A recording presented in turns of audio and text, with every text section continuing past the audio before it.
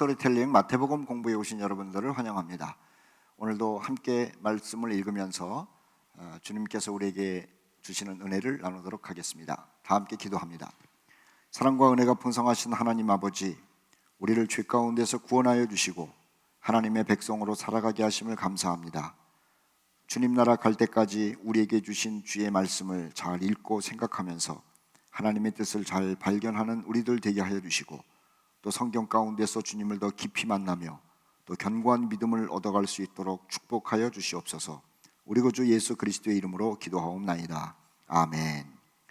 자, 오늘은 마태복음 11장 25절 말씀부터 끝절까지 네모를 치고 공부하도록 합시다.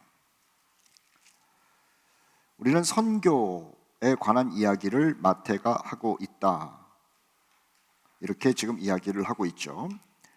그래서 예수님께서 하나님의 아들이라고 하는 많은 표적들이 있었는데 그것을 세례 요한도 의심을 하니까 예수님께서 세례 요한을 칭찬을 하시기는 했습니다마는 천국 가면은 세례 요한보다 작은 사람은 없을 것이다 라고 하면서 따끔한 말씀을 하셨죠.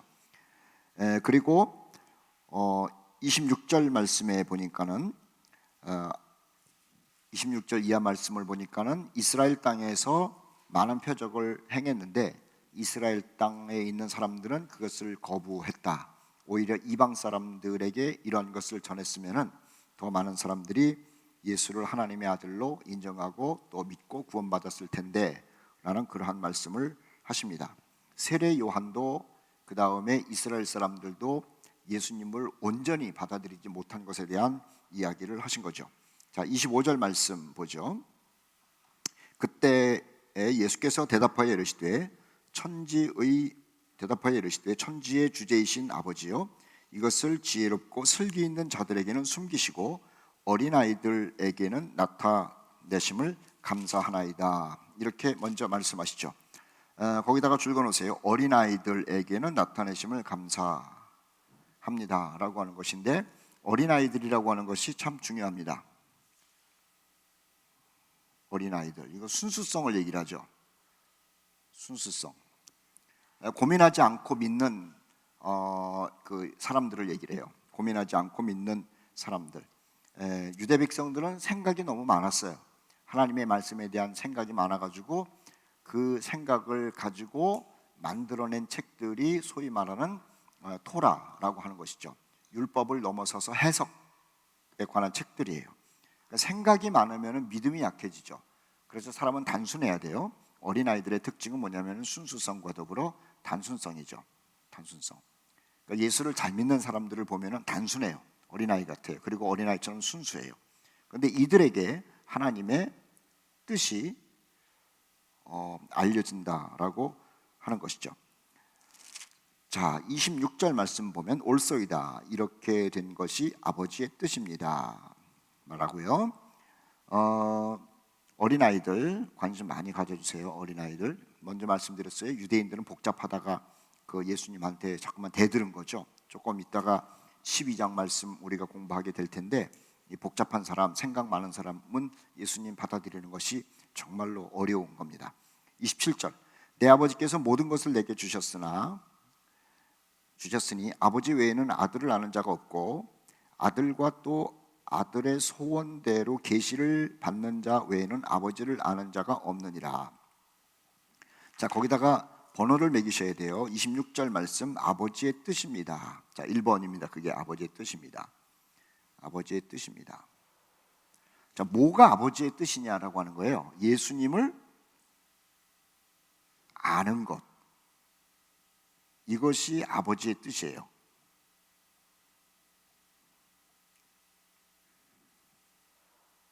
자, 유대인들에게 지금 마태가 얘기를 하는 것이죠. 너희가 하나님을 섬기고 있지 않느냐, 유일한 하나님, 창조주 하나님, 율법을 주신 하나님을 섬기고 있지 않느냐. 그 하나님의 뜻이 무엇이냐면 예수님을 아는 것이 아버지의 뜻이다라고 지금 알려주고 있는 것이죠. 자, 두 번째를 보면 2번 27절 앞부분에 내 아버지께서 모든 것을 내게 주셨다. 내 아버지께서 모든 것을 내게 주셨다. 예수님은 하나님의 전권 대사라는 거예요. 유대인들에게는 참 받아들이기 어려운 일이죠. 예수라고 하는 나사렛 출신에게 하나님께서 전권을 맡기셨다라고 하는 이야기를 받아들일 수가 없는 거죠. 그러니까 예수님이 이 이야기를 하셨으니까는 유대인들이 참남하도다, 신성모독이다 이렇게 얘기를 한 거예요. 저들의 입장에서 볼 때는 예수님이 얼마나 교만하고 정말 귀신 들렸다라고 말할 만큼 무시무시한 지금 이 얘기를 한 거죠. 하나님 아버지께서 나에게 모든 권한을 주셨다. 자, 그 다음에 세 번째는 뭐냐면 아버지 외에는 아들을 아는 자가 없다. 이걸 3번이라고 써놓으세요. 아버지 외에는 아들을 아는 자가 없다. 그러니까 하나님만이 예수님을 안다라는 거예요. 아신다. 안다. 그러니까 세상 사람들은 예수님이 하나님의 아들인지 천국에서 왔는지 어떤 능력을 가지고 있는지 정확하게 몰라요. 그런데 하나님만은 정확하게 안다. 자, 이 이야기를 들을 때 유대인들은 기분이 어땠을까라는 생각을 하면서 들으면 참 좋아요. 다시 1번, 2번, 3번을 복습해 볼게요. 하나님의 뜻이 예수를 아는 것이다 라고 했을 때 유대인들의 기분이 어땠을까? 하나님이 예수에게 전권을 맡기셨다라는 이야기를 하셨을 때 유대인들의 기분이 어땠을까? 그리고 세상 사람들은 예수를 모르지만 하나님은 예수를 잘 아신다라고 이야기했을 때 이 말을 듣는 유대인들의 기분은 어땠을까라고 하는 거예요. 자, 이 이야기를 듣고 있는 사람들의 먼저 배경은 유대인이라는 거죠. 그런데 이들이 예수님을 영접했어요. 자, 예수를 영접한 유대 기독교인들이 이 이야기를 들을 때는 또 어떨 것인가를 생각해 보죠. 우리가 구약시대 때 전통적으로 배워오고 믿었던 그 하나님이 예수님을 알기를 원하시는 거로구나. 이제는 생각이 긍정적으로 이제 바뀌는 그 유대 기독교인들이라고 하는 거예요. 이게 반응이 다른다라고 하는 거죠. 어쨌든 계속 읽을게요. 그 다음에 27절 네 번째입니다. 4번이라고 써놓으시고 아들과 또 아들의 소원대로 계시를 받은 자 외에는 아버지를 아는 자가 없느니라. 이 말은 뭐냐면은 예수님만이 하나님을 소개할 수 있다는 거예요.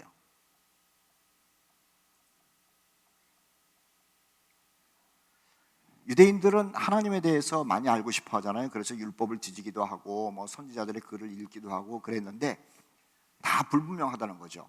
결국은 율법을 통해 가지고 하나님을 발견 못 해요. 그냥 이렇게 살아야겠다, 저렇게 살아야겠다, 하나님의 뜻이 이건가 보다 이렇게만 그냥 짐작을 했는데 예수님을 통해서는 하나님을 알게 되는 거예요. 예수님을 통해서. 자, 이 이야기를 지금 유대인들이 들었을 때는 매우 불쾌한 거죠. 불쾌한 거예요. 그런데 유대인이지만은 예수를 영접한 유대 기독교인이 들었을 때는요, 이것이 은혜가 되는 거예요. 맞다 이렇게 되는 거죠. 그래서 영접함으로 말미암아 심리적 변화가 얼마나 대단히 변화가 됐는지를 우리는 짐작할 수가 있는 것이죠. 자, 28절 말씀 보십시오. 수고하고 무거운 짐진 자들아 내게로 오라. 내가 너희를 쉬게 하리라. 유대인이었을 때는, 이들이 예수님을 영접하지 않았을 유대인이었을 때는 말이에요, 짐만 지고 있었어요. 짐, 율법의 짐, 도덕적인 짐, 또 행함에 대한 짐. 그런데 예수님을 영접하고 나니까는 짐이 아니라 이제는 모든 것이 가벼워진 거죠. 그리고 기쁨이 있는 거예요. 그래서 예수께서 말씀한 거죠. 이제 유대인이었으면 짐이었는데 유대 기독교인이 되고 나니까는 28절 말씀이 이해가 되는 거예요. 수고하고 무거운 짐을 지고 살았던 너희들이었지 않느냐? 그런데 나 하나님이 보낸 내게로 왔더구만. 너희들이 지금 죄로부터의 자유함을 얻고 진리 안에서 자유함을 얻는 삶을 살고 있지, 맞지? 라는 이야기를 지금 마태가 유대 기독교인들에게 말하고 있는 것이죠. 다 내게로 오라, 내가 너희를 쉬게 하리라. 나는 마음이 온유하고 겸손하니 나의 멍에를 메고 내게 배우라. 그런데요, 유대인이었을 때는 예수님의 삶이 온유하거나 또는 겸손하거나 그러지 않았어요. 유대인이었을 때는 예수를 보면은요, 화난 사람, 그리고 폭력배, 또는 말을 함부로 하는, 점잖지 않은 이런 존재였어요. 그런데 예수님을 영접하고 나니까는 그분이 진짜 지금 29절 말씀대로 온유한 분이고 겸손한 분이라고 하는 것이 알아지는 거죠. 그래서 예수님을 받아들이기 전에 유대인과 예수님을 영접한 후에 유대인은 생각 자체가 다르고요, 예수님에 대한 반응이 다르다라고 하는 거예요. 29절 뒷부분, 나의 멍에를 메고 내게 배우라. 그리하면 너희 마음이 쉼을 얻을 것이다. 내 멍에는 쉽고 내 집은 가볍다라고 하면서 예수를 영접한 유대인들의 상태를 지금 마태가 대신 여기다가 기록해 놓고 있는 것이죠. 자, 12장으로 갑니다. 12장 1절 말씀부터 8절까지 네모를 치시고요, 그리고 동일하게 9절 말씀부터 21절까지도 같이 네모를 치세요. 같은 맥락이기 때문에 그래요. 우리는 지금 복음이 어떻게 사람들에게 거절이 되는 것에 대해서 이야기를 나누고 있죠. 심지어는 세례 요한까지도 복음에 대한 의심을 가졌다라는 이야기를 했고요. 그 다음에 이스라엘 백성들이 복음이 전해졌음에도 불구하고 배척하고 거절한 것에 대한 기록을 읽기도 했고요. 그 다음에 12장 말씀에는 바리새인들이, 자, 이게 중요해요. 바리새인, 이건 지식인입니다. 바리새인들이 어떻게 예수를 배척했는가 또는 거절했는가를 기록을 해요. 아주 중요한 얘기고 또 흥미있는 얘기가 될 겁니다. 바리새인들이 어떻게 예수를 배척하고 복음을 거절했는가라고 하는 거죠. 자, 12장 1절 말씀부터 8절까지 네모를 치셨을 거예요. 그때 예수께서 안식일에 밀밭 사이로 가실새 제자들이 시장하여 이삭을 잘라 먹었다라는 이야기가 나오죠. 자, 안식일에 밀밭 사이로 걸어가는 것은 죄가 아니에요. 안식일에 밀밭 사이로 가는 것은 죄가 아니에요. 그리고 밀밭 사이에서 배고플 때 밀을 따가지고 손에 비벼가지고 먹는 것도, 그것도 율법을 어기는 게 아니에요.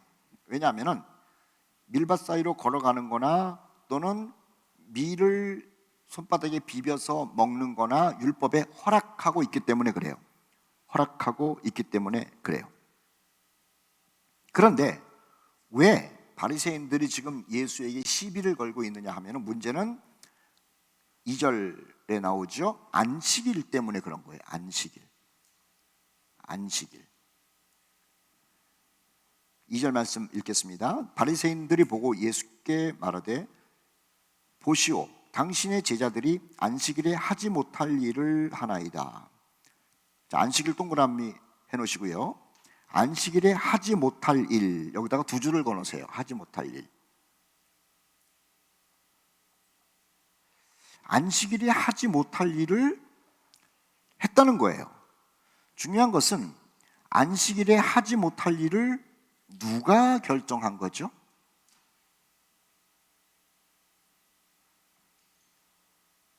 자, 안식일에 하지 못할 일을 했다라고 하면서 예수를 공격하는데, 예수를 거부하는데, 예수를 배척하는데, 그렇다면 안식일에 하지 못할 일을 누가 결정했냐는 거예요.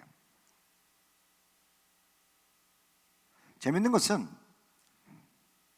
율법, 하나님께서 주신 613가지의 안식일을 잘 지켜라 라는 것이 있는데, 그 안식일을 잘 지켜라 라고 하는 것에 대해서 안식일을 잘 지키는 방법으로 유대 랍비들이 만들어낸 규정이 39가지예요.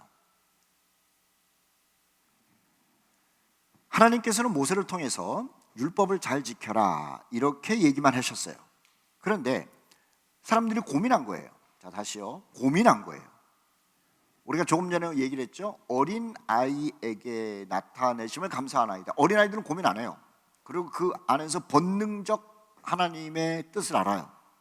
그런데 어른은, 복잡한 바리새인은요, 하나님께서 안식일을 지켜라 그랬는데 안식일을 어떻게 지켜야 되는 거지라고 하면서 자기들 나름대로의 규정을 만드는 것이 39가지예요.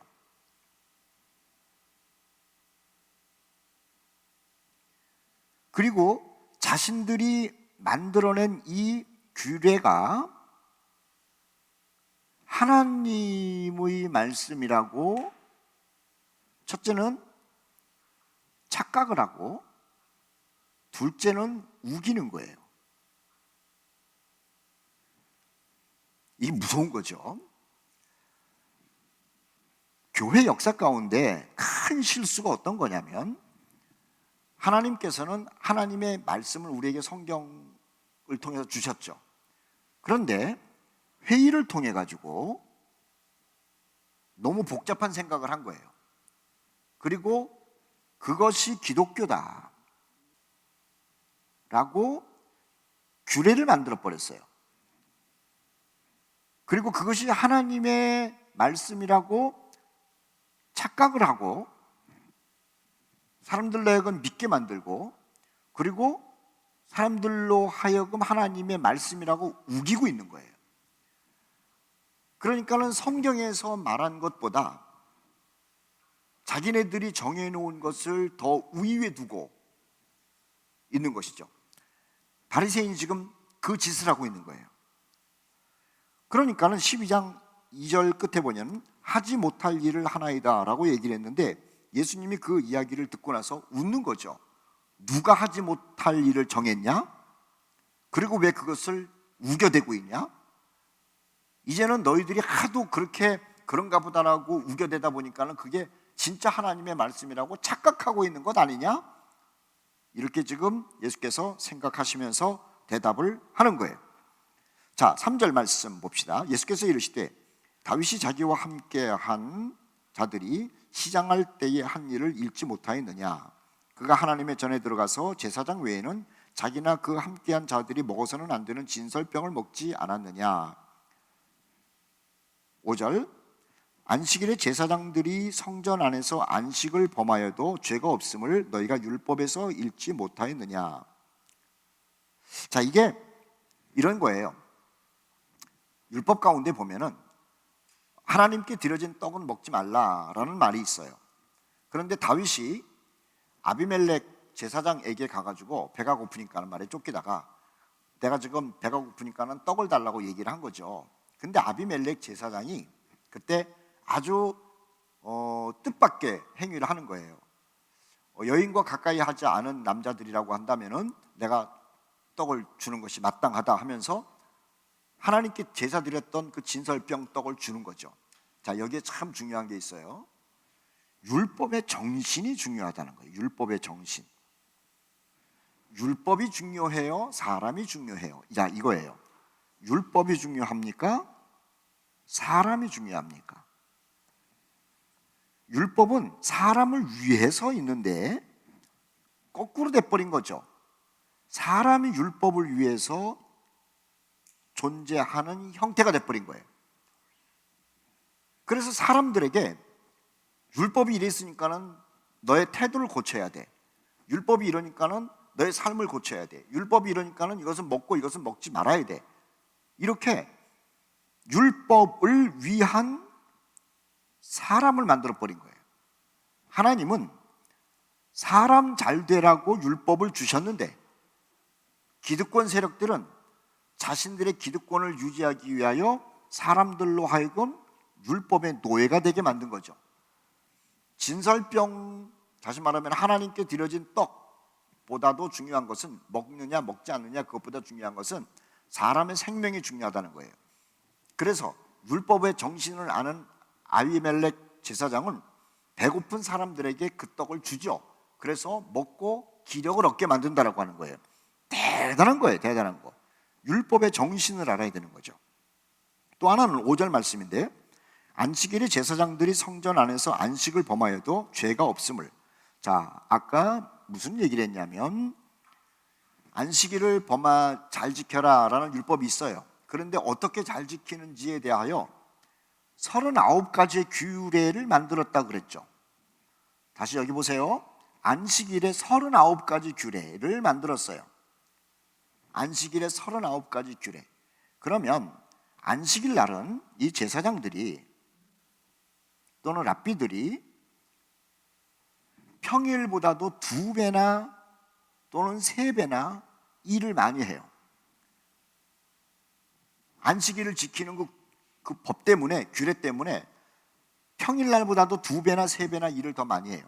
그러면 자기네들이 만들어 놓은 39가지의 규례를 제사장과 랍비들은 겹쳐서 범하고 있는 거예요. 겹쳐서 범해.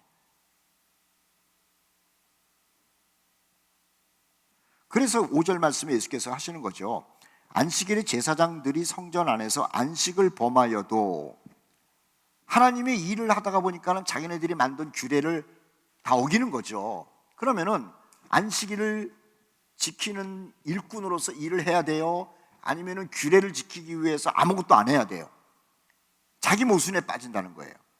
그래서 예수께서 자기 모순에 빠져서 일하는 제사장들을 비유를 들어서 하신 말씀이죠. 성전 안에서 안식을 범하여도 그거는 죄가 없다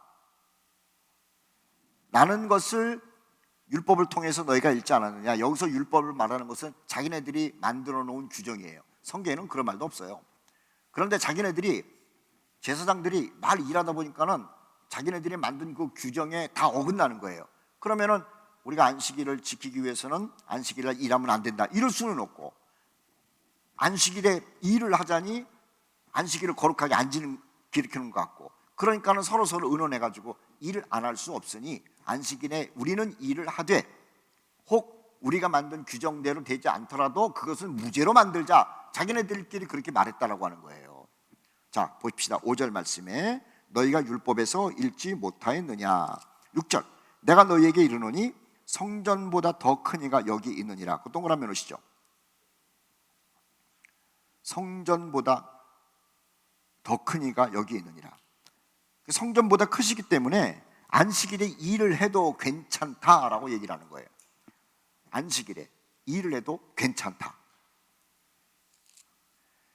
7절 말씀이 참 중요합니다. 7절은 별표를 해놓으세요. 7절 별표를 해놓으세요.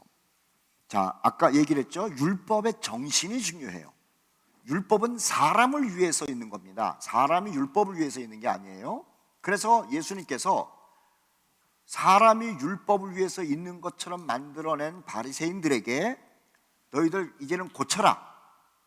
사람이 율법을 위해서 있는 것이 아니라 율법이 사람을 위해서 있는 것이다 라고 하는 가르침을 주는 거예요.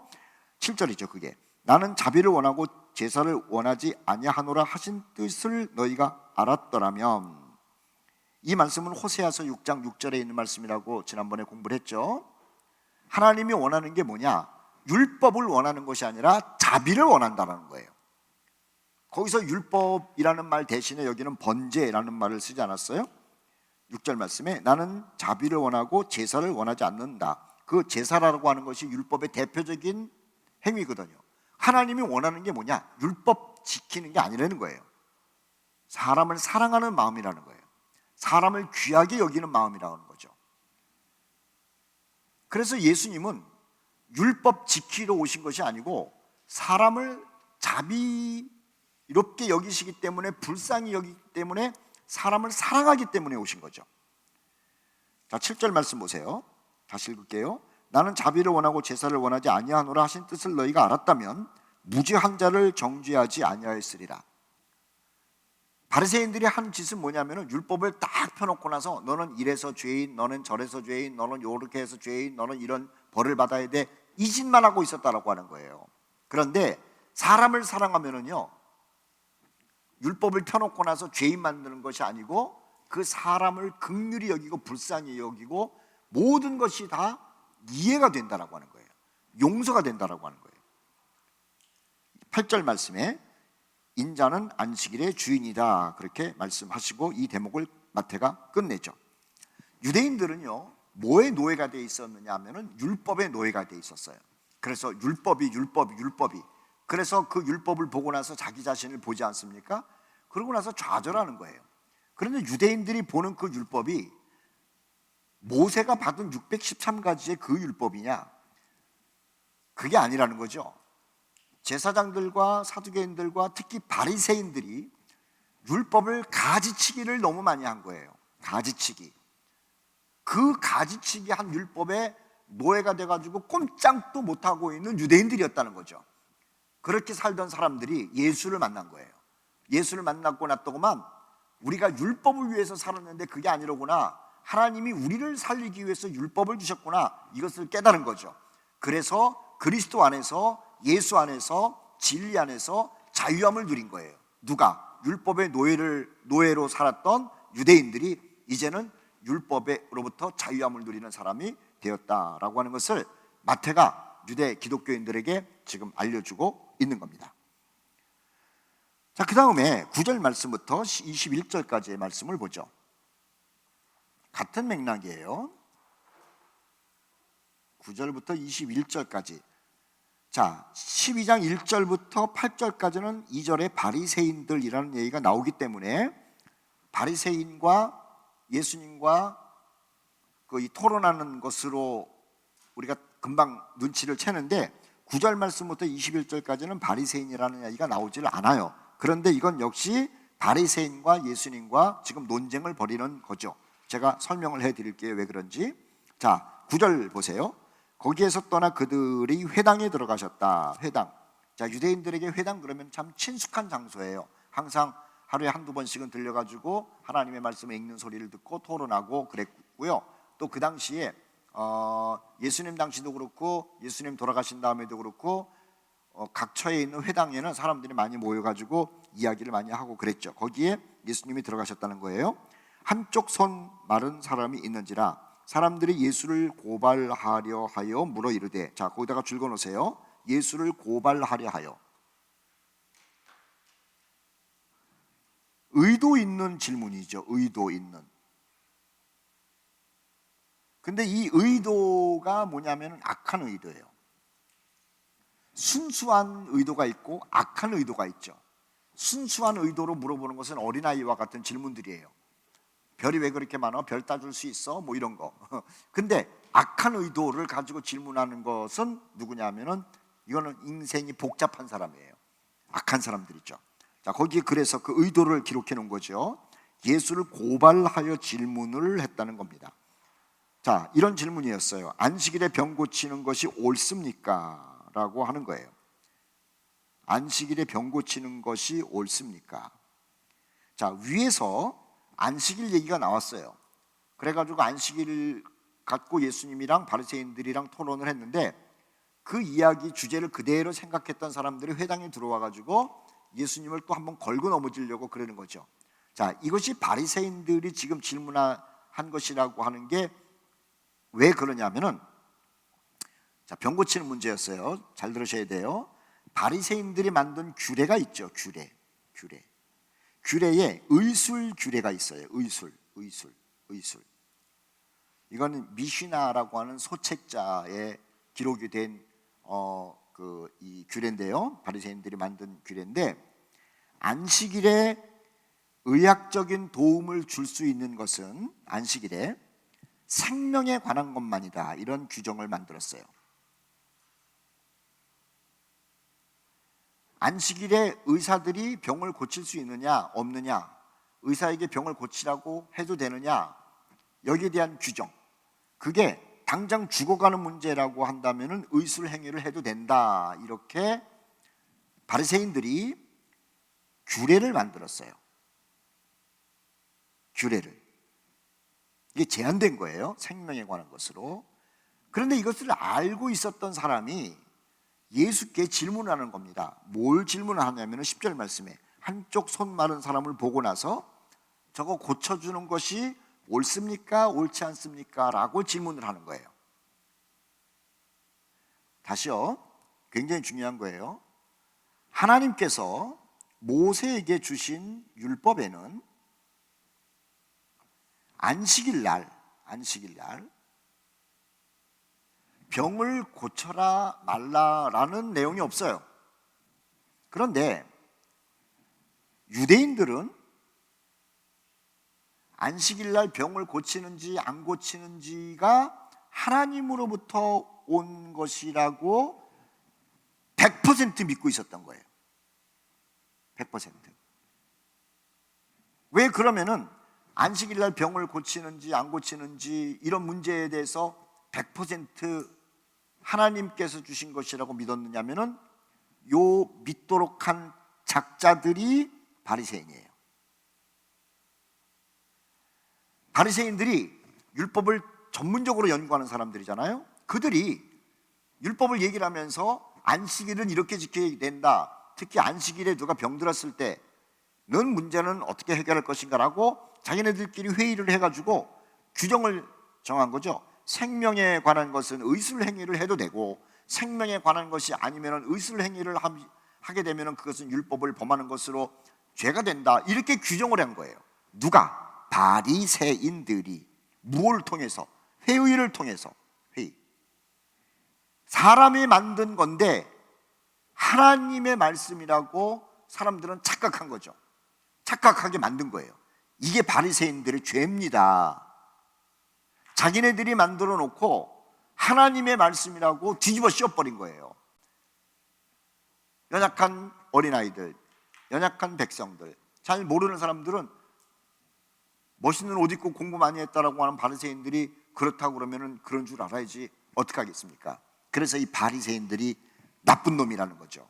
예수님께서 이 바리새인들을 회칠한 무덤이라고 욕하는 이유가 있어요.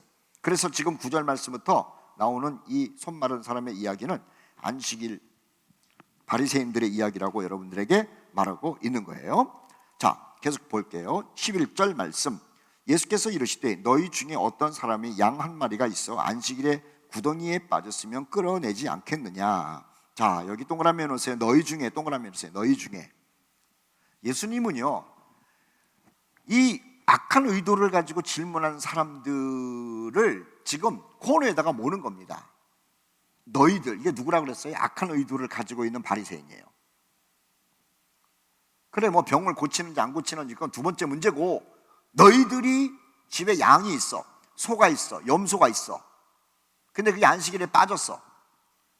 이게 사람 문제도 아니고 지금 짐승입니다. 그럼 바리새인들에게 묻는 겁니다. 그 비싼 소 한 마리가, 양 한 마리가 구덩이에 빠졌는데 넌 어떻게 할 거냐? 야, 정말 예수는 기가 막힌 질문을 하는 거죠. 이 사람들은 대답을 못 할 거예요. 사실은 양 한 마리가 빠졌으면, 소 한 마리가 빠졌으면 이 바리새인들이 누가복음에 나오잖아요. 돈을 좋아하는 사람인데 그거 건져내지 않겠습니까? 건져낼 거라고요. 그래서 예수님이 지금 하는 얘기예요. 안식일에 너희 중에 어떤 사람이 양 한 마리가 있어 안식일에 구덩이에 빠졌으면 끌어내지 않겠느냐. 뭐 질문도 아니에요. 이놈아, 너 끌어내지 않겠냐? 이거 사람도 아니고 짐승인데 돈 때문에. 12절, 사람이 양보다 얼마나 더 귀하냐. 그러므로 안식일에 선을 행하는 것이 옳지. 너는 양이라고 하는 그것, 돈 계산해가지고 구덩이에 빠졌을 때 건져낼 놈이 지금 천하보다 더 귀한 생명인데 그 생명한테 선한 일을 하는 것이 당연한 것 아니냐? 예수님이 그렇게 저들의 속을 뒤집어 놓는 질문과 더불어 대답까지도 아주 하고 계시는 거죠. 이걸 좀 더 비약해서 생각한다면 안식일에 구덩이에 양 한 마리가 빠졌다 이거야. 그러면은 생명에 관한 것이 아니고 그냥 둬도 돼. 죽을 건 아니니까. 그러면 안식을 지키기 위해서 그냥 둔 다음에 내일 와가지고 그 양을 건질 거냐? 그건 아니잖아. 하물며 사람이 지금 생명이건 뭔가는 지금 팔이 말라가지고 손이 말라가지고 움직이지 못하는데 안 봤으면 몰라도 그걸 봤으면 고쳐주는 것이 당연한 것 아니야? 그렇게 지금 바리새인들 질문에 예수께서 공격을 하시면서 시원한 대답을 하고 계시는 거죠. 자, 지금 여기서 우리가 계속 놓치지 않아야 되는 게 어떤 것이냐면은 유대인들이라고 하는 거예요. 유대인들은요, 금방 말씀드린 것처럼 안식일에 무엇을 하느냐 안 하느냐 이런 것에 노이로제가 걸려 있었고 또 이것 때문에 스트레스를 받고 있었고 더군다나 안식일에 병든 사람, 힘든 사람을 보고도 율법을 어길까 봐 그 사람을 도와주지도 못하는 그러한 상황 가운데 살았다는 거예요. 그런데 기독교인이 됐어요. 예수님을 영접했어요. 그랬더구만 그런 스트레스로부터 다 해결보고 사는 자유인이 된 것이 아니냐라고 지금 유대 기독교인들에게 기쁨을 확인시켜주는 메시지를 마태가 전해주고 있다라고 하는 거예요. 13절 말씀 봅시다. 이에 그 사람에게 이르되 손을 내밀라 하시니 그가 내밀매 다른 손과 같이 회복되어 성했다. 자, 그 다음에 14절 말씀은 굉장히 중요한 겁니다. 14절 동그라미 동그라미 동그라미 별표 3개, 동그라미 동그라미 동그라미 별표 막 3개를 해놔야 돼요. 왜냐? 공개적으로 예수를 제거할 행동을 해요. 자, 12장 1절부터 9절까지 바리새인이 코너에 몰렸죠. 지금 9절부터 13절까지도 병 고치는 문제, 안식일의 문제, 그 문제도 코너에 몰린 거예요. 그러면은 회개를 하는 것이 아니고 우리를 코너로 몰아서 곤란하게 만든 저 예수를 죽여버려야 되겠다라고 하는 생각을 하고, 그 생각이 공통적이었고, 그리고 공통적인 그 생각을 바리새인들끼리 모여서 회의를 하고 결정을 한 거예요. 14절. 저들에게 관심은 사람을 향한 자비, 긍휼이 아니에요. 뭐냐 하면 자신들이 세운, 이게 참 중요해요. 바리새인 자신들이 세운 규례, 이게 중요해요. 자, 조금 더 읽고 나서 한 번 더 설명할게요. 15절 말씀, 예수께서 아시고 자기를 죽이려는 줄 아시고 도망가야죠. 자, 15절, 자신을 죽이려는 줄 아시고 거기를 떠나가시니 많은 사람이 따라갔다. 예수께서 그들의 병을 다 고치셨어요. 그리고 자기를 나타내지 말라 그랬어요. 이것도 조금 이따 설명할 테니까 동그라미 해놓으세요. 자기를 나타내지 말라 경고하셨다. 그리고 나서 17절 말씀부터 20절까지 이사야 선지자가 말한 예언을, 성경을 다시 끄집어내서 유대 기독교인들에게 설명을 하죠. 자, 왜 그러냐? 유대 기독교인들은 이런저런 예수에 관한 이야기를 쭉 듣다가 성경에 이미 예언된 이야기였다라고 하면 그때는 고개를 팍 숙여버리는 거예요. 그래서 마태는 복음서를 기록하면서 예수님의 행적을 쭉 설명을 하는 도중에 선지자의 글을 꺼집어내서, 내가 지금 괜한 얘기하는 게 아니야, 이미 예언됐던 얘기야. 마치 베들레헴에서 메시아가 나타난다라고 하는 예언이 있었던 것처럼, 동정녀에게서 메시아가 온다는 예언이 있었던 것처럼 지금 이러한 이야기도 선지자들이 이미 예언해 놓았던 이야기야. 그러니까는 예수를 믿는 것이 맞는 거야. 이렇게 지금 설득을 하는 거죠. 그것이 16절 말씀부터 17절 말씀부터 20절까지 말씀이라고 하는 거예요. 자, 이 이야기를 통해 가지고 우리가 중요한 교훈을 지금 받아야 되는 겁니다. 중요한 교훈을 받아야 돼요. 그게 뭐냐 하면은 보수주의자들 있죠. 보수주의. 자, 여기서 보수주의라는 건 바리새인이에요. 이 바리새인들은 말입니다, 특징이 뭐냐면 자비보다, 예수님보다 뭐가 중요하냐면은 규례가 중요해요. 규례가 중요해요. 이 규례라고 하는 것은 전통이에요. 전통이 중요해요. 진리보다도, 자유보다도. 의식이에요. 그리고 잘 들으세요. 이들은 규례가 중요한데 이 규례에 전통이 있고 의식이 있어요. 이거를 자비보다도 사랑보다도 사람보다도 더 중요하게 여겨야 되는 이유가 있어요. 자, 이 규례를 만든 조직이 유지돼야 돼요. 바리새인이라고 하는, 바리새파라고 하는 것이 이 조직이잖아요. 조직. 이것이 유지되기 위해서는 자신들이 전통을 만들었어요. 의식을 만드는 거예요. 우리 조직은 이런 전통, 이런 의식이다. 그러니까는 이 조직을 유지하기 위해서는 고집스럽게 전통을 고집해야 되고 의식을 고집해야 되는 거예요.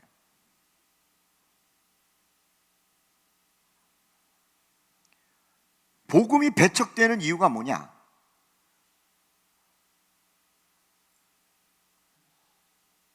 예수께서 하신 말씀이 지금 틀린 게 하나도 없어요. 논리도 있고 사람에 대한 사랑도 있고 그리고 사람들에게 평강을 가져다 주는 것에 대해서 의심이 없어요. 그런데 그 복음을 가져다 주는 예수를 왜 배척하느냐? 그렇게 되고 나면은요, 전통이 무너지고 의식이 무너지면서 이게 무너지는 게 문제가 아니에요. 조직이 무너진다는 거예요. 조직. 우리 조직이 무너져요. 그러니까는 좀 잔인하더라도 전통을 붙잡고 지키라고 그래야 돼요. 사람들을 힘들게 하고 심지어는 사람을 죽게 하는 한이 있더라도 의식을 붙들어야 돼요. 왜냐하면 우리가 속해 있는 바리새파가 유지되기 위해서, 조직이 유지되기 위해서. 근데 진리와 복음을 통해 가지고 전통이 무너지고 의식이 무너지고 나면은요, 반복되는 얘기인데 조직이 무너지는 거예요. 조직이 무너지고 나면 바리새파가 무너지는 거예요. 전통을 붙잡고 의식을 붙잡으면 조직이 유지가 되면서 이게 뭔지 아세요? 힘이라고 하는 거예요. 힘. 힘. 그러니까는 바리새인들이 예수님 하는 얘기가 맞는 얘기인 거 알거든요. 그리고 예수님이 하는 이야기가 정말 사람을 사랑하는 걸 알거든요. 진리인 걸 알거든요. 자기네들도 그게 편한 걸 알거든요. 그런데 자신들의 편함을 살짝 내려놓고 그리고 사람들에게 자유 주는 그것도 내려놓고 일단 조직을 지키기 위해서 전통과 의식을 어거지로 지금 밀어붙이고 있는 거예요. 근데 이게 안 되면 이 조직이 와야 될 것 같으니까 조직을 무너뜨리는 말을 하는 예수를 죽여버리자라고 결심할 수밖에 없고 회의할 수밖에 없고 결정할 수밖에 없었던 거죠. 예수님은요, 조직에 관심이 없어요. 이게 참 신기한 거죠. 예수님은 조직에 관심이 없어요. 뭐에 관심이 있느냐? 자비에 관심이 있어요. 사랑에 관심이 있어요. 구원에 관심이 있어요. 바리새파는, 조직은 자비건 사랑이건 구원에 관심 없어요. 힘에 관심 있는 거예요. 힘. 오늘날 교회는 어떤가 우리가 한번 생각해 볼 필요가 있겠죠. 교회도 이 어떤 세력을 유지하기 위해서 교회가 만들어 놓는 법, 전통, 의식, 이것을 사람보다도 더 귀하게 여기면서 힘을 지금 빼앗기지 않으려고 그러지 않는가라는 생각 해보자는 거예요. 전통이 밥 먹여주는 거 아니에요. 의식이 구원 갖다 주는 거 아니에요. 조직이 우리의 생명을 하나님 나라로 가지고 가는 건 아니에요. 진리만 우리에게 자유함을 주고 기쁨을 주고 그리고 생명을 주고 용기를 주고 천국 가게 하는 것이죠. 예수님은 지금 조직을 무너뜨리는 일을 하고 계시니 세상의 바리새인들이 14절 말씀에 어떻게 죽일까 생각 안 했겠느냐라고 하는 거예요. 16절 자기를 나타내지 말라. 지금 예수께서 조직을 무너뜨리는 이야기를 하고 계시니 이 조직을 무너뜨리려고 하는 자가 예수다라고 알려지고 나면은 여기저기서 예수 죽일 사람들이 더 많이 달려들 것 아닙니까? 그래서 예수님이 말 조심하면서 댕겨라, 이런 얘기 자꾸 퍼지면 내가 곤란해진다 라고 하는 의미로 일단은 자기에 대해서 나타내지 말라고 하신 것이 아닌가라는 생각을 하게 되는 겁니다. 오늘 여기까지 하고요, 이 바리새인들이 예수를 나중에는 이제는 귀신의 왕이라고까지 얘기하게 됩니다. 다음 시간에 이 공부를 하도록 하겠습니다. 감사합니다.